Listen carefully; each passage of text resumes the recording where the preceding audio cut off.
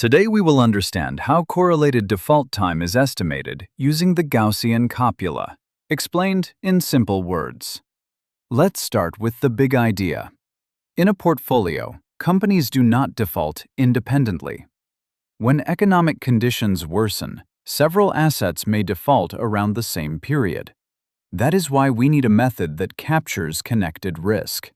The Gaussian Copula helps us combine individual default probabilities with a correlation structure, allowing us to model default times that move together instead of randomly and independently. Next, we create correlated random numbers. We begin with independent normal random values and then apply the correlation structure of the portfolio. This is done using a method called Cholesky decomposition, which transforms independent numbers into correlated ones. After this step, each asset has a random value that reflects how it moves along with the rest of the portfolio. Now we convert these correlated random numbers into default probabilities.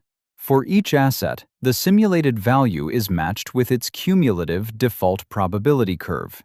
In simple terms, we ask, at what time does this probability occur for that asset? Since there is no direct formula to solve this relationship, numerical methods are used to find the corresponding default time. Finally, we estimate default times through simulation. We repeat the entire process again and again, generating correlated values, converting them into probabilities, and solving for default times thousands of times. By doing this repeatedly, we build a realistic picture of how defaults may happen together, allowing us to measure portfolio credit risk more accurately. So in summary, the Gaussian Copula approach follows four simple ideas.